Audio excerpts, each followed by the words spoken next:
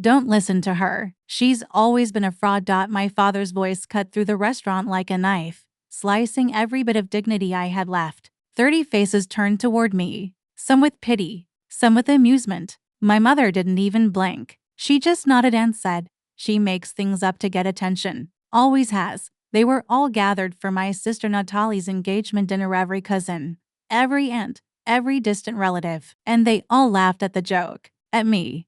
What none of them knew was this: I own the restaurant they were sitting in. Every champagne flute they clinked, every filet mignon they praised, every candlelit table they dined at, that was mine. 3 years ago, I signed the deed with shaking hands. I renovated this place with money they assumed I'd never earn.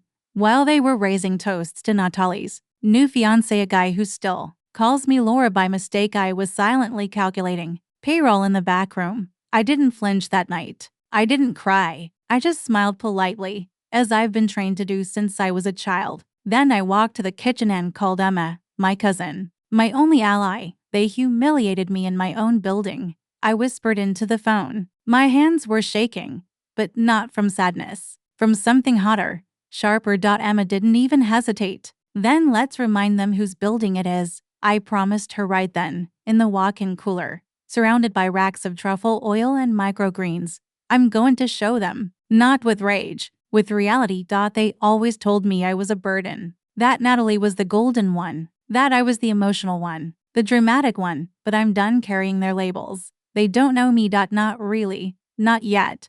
You'd think I was adopted. The way they treated me growing up. Natalie got a sparkly pink bike for Christmas when we were 10. I got a pack of mechanical pencils and a math workbook to keep me busy. They said Natalie was more athletic, more outgoing. I was just bookish. The truth: I was valedictorian. I got into college on a full academic scholarship, but they never once came to a ceremony, not even when I won regional science fairs or the governor's essay medal. Natalie once baked a box cake for a school fundraiser, and they threw her a dinner. I built a weather balloon that reached the stratosphere, and they asked if I needed therapy. I learned early, being excellent wasn't enough. If I wasn't entertaining, dramatic, or convenient, if I wasn't Natalie, I didn't matter. So I stopped trying.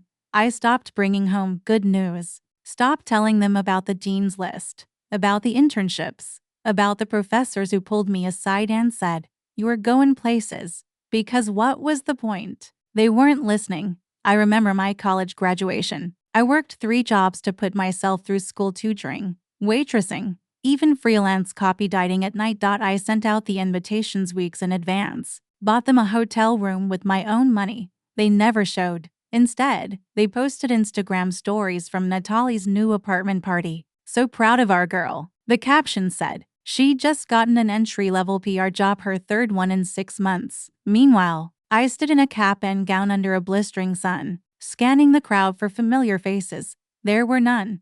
That was the moment something inside me finally cracked. I stopped chasing their approval. I stopped sharing my wins. And for the first time, I felt free. Alone. But free. I lived in a showbox studio apartment above a laundromat, surviving on instant noodles and sheer will.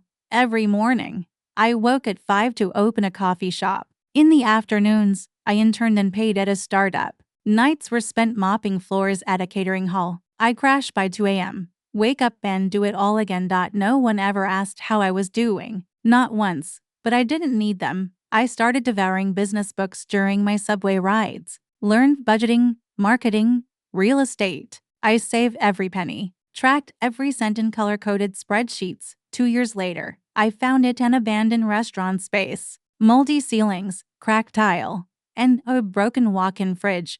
Everyone said it was worthless. I saw gold. I renovated it myself. Nights spent scrubbing grease off the walls, painting over graffiti, laying tile until my knees bled. I poured everything I had into that place. When it opened, no one came. For weeks, it was just me and Emma eating free pasta so the kitchen didn't feel empty. Then a food blogger stumbled in. Then a write-up in the city's best hidden gems. Now, there's a waitlist every weekend. Celebrities have walked through my doors. Corporate events, engagement parties, including Natalie's.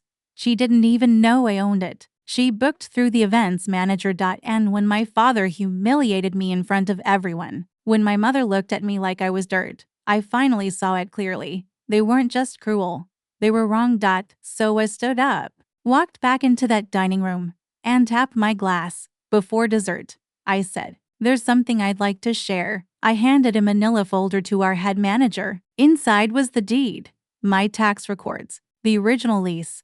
He cleared his throat. I'd like to formally thank our owner, Ms. Luna Rivera, for allowing her family to host this beautiful event in her restaurant. Silence. Forks dropped. Mouths opened. My father's jaw twitched. Natalie blinked like someone had slapped her. Only Emma smiled. And me. I didn't need to say a word. The truth was enough.